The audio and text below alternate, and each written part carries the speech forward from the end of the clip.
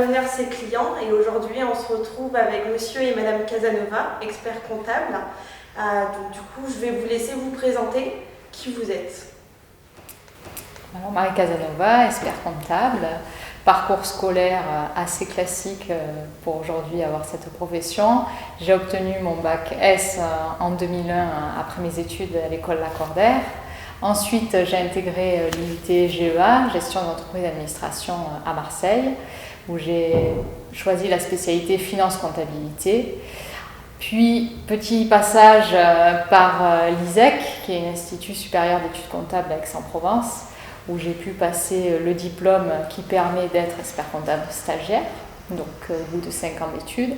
En parallèle, on a eu la chance de pouvoir présenter un Master 2, expertise juridique et comptable des organisations. Et ensuite, j'ai pu intégrer mon premier cabinet pour commencer donc le fameux stage d'expertise comptable. Donc, on connaît un peu le parcours, il faut au minimum 3 ans, des formations, des rapports, pour ensuite pouvoir prétendre passer le diplôme. En parallèle, donc, on travaille en cabinet. Pendant ce parcours, j'ai eu la chance d'attendre ma première fille. Et là, j'ai eu un déclic, je me suis dit, c'est le moment de passer enfin le diplôme d'expertise comptable, ce que j'ai fait. Et là, j'ai quitté le cabinet où j'étais pour rejoindre un cabinet CBP Audit à Marseille, où j'ai été associée, qui à la base était spécialisé commissariat aux comptes et audit, et j'ai développé le pôle expertise comptable. Ensuite vient la pandémie, qu'on a tous connue, qui nous a tous un peu bouleversés. J'ai eu ma deuxième fille, et nouveau déclic de se dire avec tous ces changements, c'est le moment peut-être de m'installer à mon compte. Donc c'est tout frais, ça date de juillet 2021. Et donc ça a été l'occasion de commencer un nouveau départ, et puis toujours avec vous, puisque je suis cliente depuis 2014. Donc on a continué avec vous comme partenaire. Pour ma part, Fabrice Casanova, expert comptable, 40 ans. Je vais passer sur la partie études, puisque nous avons fait les mêmes études en même temps. Nous sommes connus bien entendu aux études, on a même fait depuis le collège. Là où j'ai eu un parcours un petit peu plus tumultueux, puisque j'ai commencé mon stage avec l'expertise comptable en 2006, que j'ai arrêté en 2009 pour être commerçant. J'ai été commerçant pendant 3 ans à mon compte, puis après j'ai repris l'amour du cabinet pour recommencer mon stage d'expertise comptable en 2012 et être diplômé en 2017, sur lequel j'ai eu la grande rencontre d'une grande professeure émérite de l'IAE d'Aix-en-Provence qui m'a accompagné sur mon mémoire qui est publié nationalement. Donc après, suite à cette obtention, il était pour moi évident de m'installer, puisque j'avais 35 ans et c'était le moment de prendre mon envol.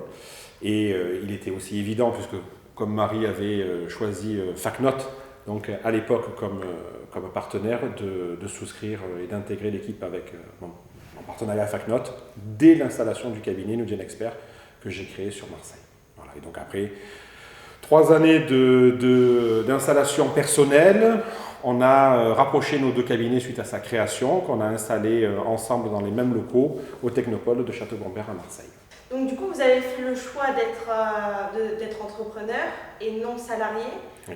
Y a une raison particulière derrière ça ou pas forcément? L'indépendance. L'indépendance. On a eu l'occasion et la chance, durant notre cursus complet, depuis l'IUT, d'être formé par au moins 50% d'experts comptables indépendants. C'était des entrepreneurs. Donc à travers justement 50%, même les cours de droit que nous avions étaient faits par des avocats indépendants.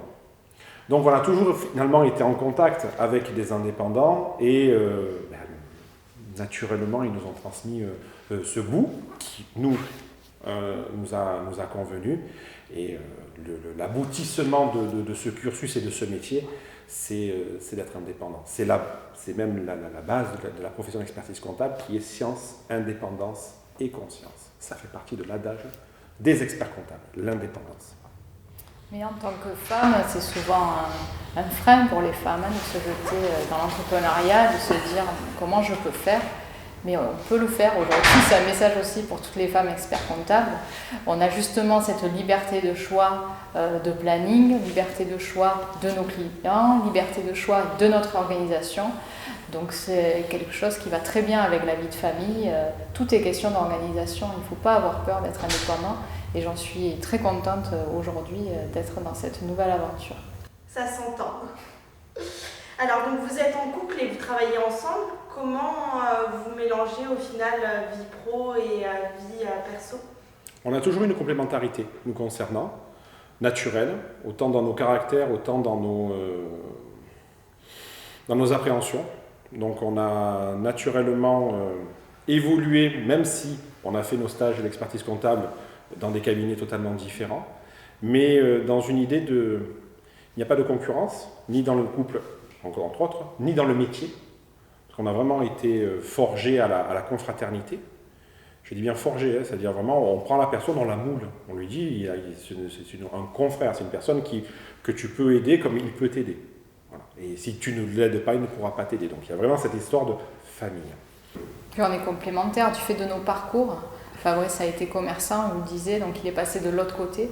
Donc forcément, il y a des choses qu'il a touchées du doigt, qu'il a comprises. Et aujourd'hui, d'être ensemble, on a toujours été complémentaires, ça s'affirme aujourd'hui. Et pour nos clients, c'est un service complet, puisque des choses que moi aujourd'hui, je n'ai peut-être pas la capacité ou je n'ai pas eu l'expérience, on peut rencontrer mon mari, et l'inverse est vrai aussi sur d'autres problématiques.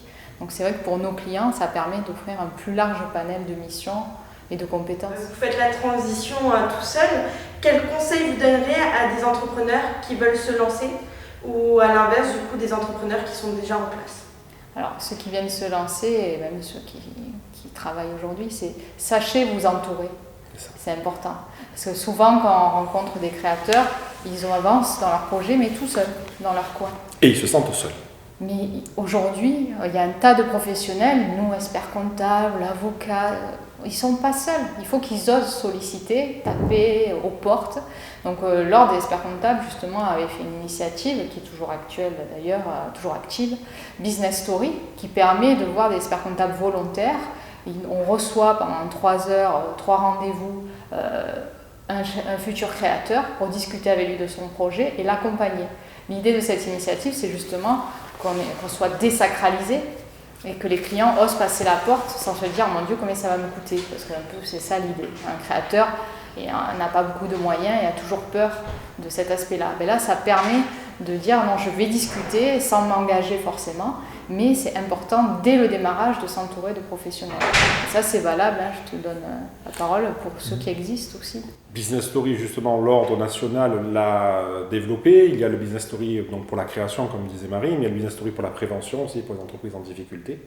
Suite au Covid, justement, il a été important pour l'Ordre des experts comptables, qu'on représente finalement, hein, puisqu'on est membre de l'Ordre des experts comptables, autant régional que national, de justement promouvoir la marque expert comptable et aussi promouvoir le fait qu'on est des gens gentils, on est des professionnels aguerris, on est des professionnels disponibles et on est des professionnels qui travaillent en partenariat avec leurs propres clients. Donc il ne faut pas avoir peur de venir nous voir. Au contraire, ça se passe toujours très bien. On n'a mangé personne. Non. Non. Donc non, il faut... En conseil, je vous dis, comme dit mon épouse, c'est s'entourer, partenariat, équipe, donc se faire une team autour de soi, que ça soit avec des... c'est une étude de marché. Créer une entreprise, reprendre une entreprise, c'est une étude de marché. C'est savoir quelle est la clientèle que je vise, quels sont les partenaires qui vont travailler avec moi, quel est le produit que je vais proposer, quel est le prix que je vais proposer, est-ce qu'il y a une rentabilité. Là, si on revient à des bases, on va dire, standards, c'est les 5 forces de porteur. C'est la base, c'est ça l'étude de marché.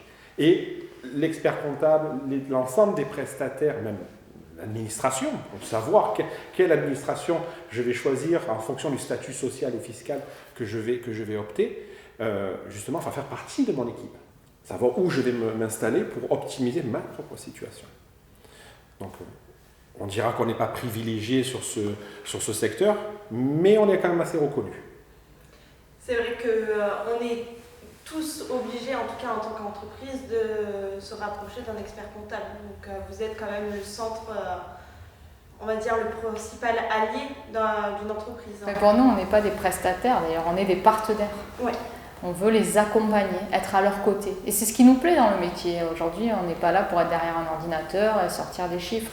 C'est l'image qui est d'ailleurs un peu trop présente et on essaye tant bien que mal de l'effacer pour dire mais on n'a pas choisi pour être assis derrière un bureau.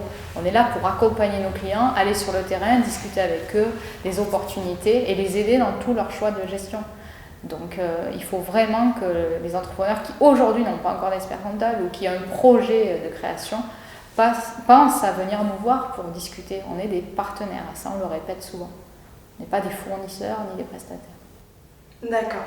Et dernière question concernant la nouvelle réforme des factures électroniques qui va avoir lieu donc d'ici juillet 2024. Quels conseils aussi vous pouvez donner du coup aux entreprises à ce sujet? Ne pas attendre. Ne pas attendre juin 2024 pour se poser la question de ce qui va se passer quelques jours après. Anticiper, gérer, c'est prévoir. Ne pas se poser la question donc au dernier moment, donc planifier. On est des professionnels rompus à ceci. On a été aussi encore forgés par cela. Ça s'appelle chez nous un rétro-planning. On sait qu'on a une date butoir. Il faut donc qu'on fasse un planning justement à rebours pour savoir à quel moment il faut s'y pencher. Suivant la taille de la structure aujourd'hui qui commence à se poser la question, qui commence peut-être déjà en retard, pour la mise en place de la facture électronique dans 2 ans à peine, d'accord ? Suivant sa taille, il va falloir qu'il accélère. Donc, il faut anticiper, planifier, s'entourer justement de partenaires, une équipe pour passer le cap. Ça va être une marche assez importante à franchir. Il y a beaucoup de risques pour les entreprises qui vont s'y prendre au dernier moment. Nous, dans Vraiment. notre cabinet, on a Quelle déjà que soit la taille. fait une étude, bien sûr avec vous, on travaille là-dessus, et on communique déjà avec nos clients sur cette obligation, et on leur dit qu'il va falloir commencer à se mettre à jour dès maintenant, pas attendre que ce soit obligatoire, mais commencer à être en place maintenant, pour justement aussi mettre en œuvre l'outil, se l'approprier. C'est ça. Et surtout, on sait qu'ils vont être sollicités par de multiples entreprises. On forte à parier qu'il y aura des personnes au milieu qui ne seront pas compétentes, qui vont se promouvoir comme spécialistes à facture électronique.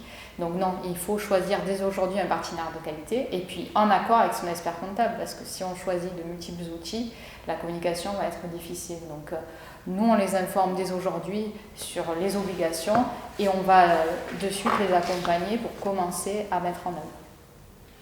La grande difficulté qu'il va y avoir, ça va être pour les entreprises qui fonctionnent toujours pour eux. Enfin, il y a une catégorie d'entreprises que la facture électronique, c'est un envoi par mail. Ça déjà, cette partie-là, il va falloir la former et l'informer qu'il va falloir s'équiper. S'équiper, ce n'est pas simplement souscrire, s'équiper, c'est se former à l'outil et maîtriser l'outil. Former, c'est simplement lire la notice, s'informer et le maîtriser, ça permet d'utiliser l'outil. Donc là, il va y avoir un vrai travail pour notre profession, d'accord, et les partenaires qui vont travailler ensemble, justement pour que l'ensemble passe le cap. Le risque qu'il y a, justement, c'est que ces entreprises-là ne passent pas le cap ou le passent difficilement, et dans ce cas-là, peuvent péricliter. Ils peuvent emporter avec eux un marché et des familles. Donc, il est très important d'anticiper. C'est pour ça qu'on revient sur le entourez-vous. Oui. Pour un expert comptable qui accompagne, des prestataires aussi informatiques qui puissent suivre dans ces nouveautés. Donc vous êtes en couple et pourquoi avoir choisi de vous associer du coup? Alors, en réalité, on n'est pas associés au sens juridique. On a chacun nos propres cabinets. On a choisi de se regrouper sous la même marque qui est New Gen Expert. C'est une marque d'ailleurs qu'on a déposée à l'INPI, tous les deux. Pourquoi s'associer ou ne pas sous s'associer. Une marque, voilà. Entre guillemets. C'est le but, c'est qu'on partage les mêmes méthodes de travail et on voulait justement le symboliser par cette marque auprès de nos clients pour offrir un service complet, puisque chacun on a notre vision du métier, du fait de notre parcours différent en cabinet. Ça permet effectivement de regrouper ses moyens et nos connaissances. L'idée à la base, quand j'ai créé le cabinet en 2018, puisqu'il va bientôt fêter ses 4 ans, c'était de créer donc justement une marque nouvelle, donc New Gen Expert, une nouvelle génération d'experts comptables, qui allait regrouper un full service. Et surtout, dès le départ, du numérique. Une digitalisation, pas du cabinet, mais digitalisation de la transmission d'informations comptables au cabinet pour conserver un contact humain et personnel avec ses clients.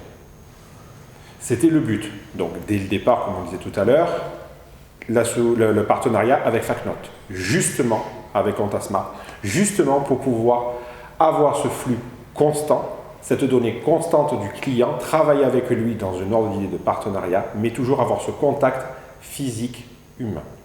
Donc arrêter ce qu'on appelle, nous, quand on a connu la boîte à chaussures dans les cabinets dans lesquels on a travaillé, ou le rendez-vous enveloppe. Pour le sac plastique pour les moins sympathiques. Pour ceux qui l'ont vécu, ils se reconnaîtront.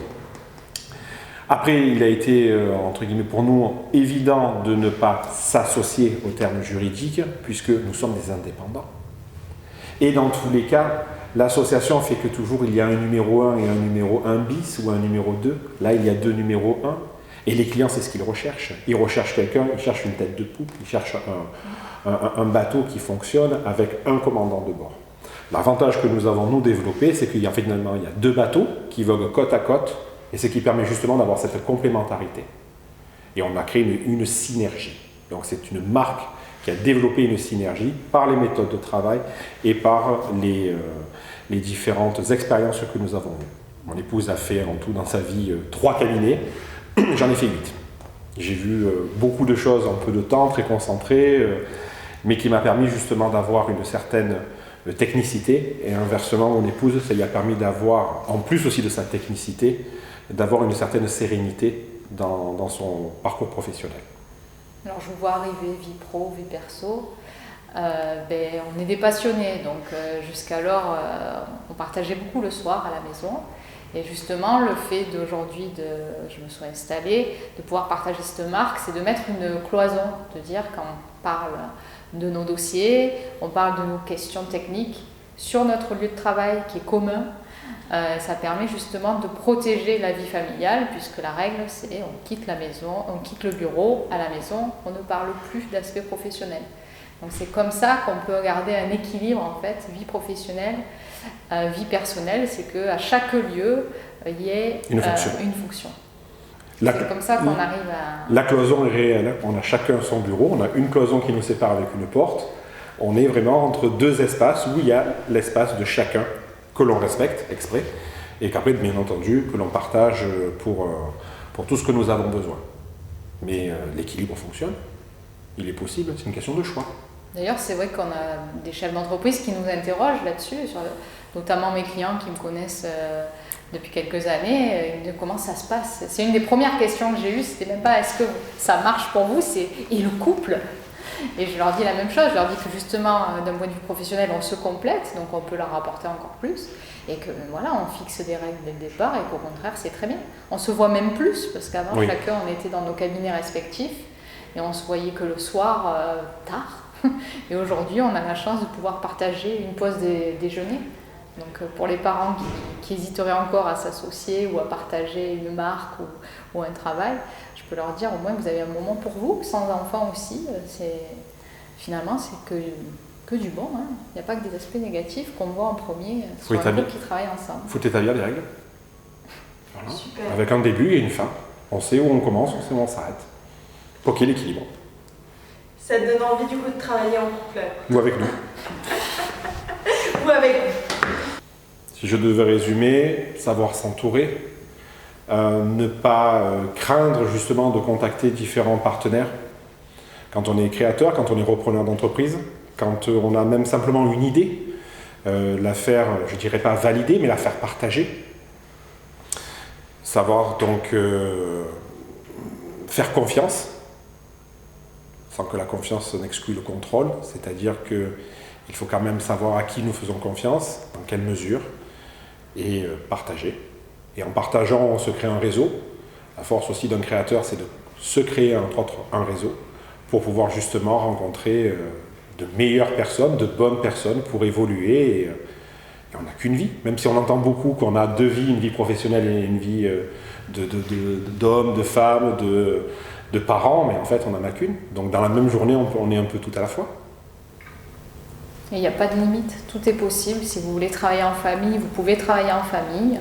Il suffit d'établir des règles et tout peut fonctionner. Et au contraire, c'est une richesse de pouvoir échanger ensemble et travailler en famille. On n'a qu'une vie, on l'a rappelé. Beaucoup disent vie pro, vie perso. Ben non, on peut faire les deux et profiter au maximum des 2 aspects qui nous font cœur. C'est ça. Je vous remercie de votre retour et à très vite. À bientôt. Avec plaisir. Merci.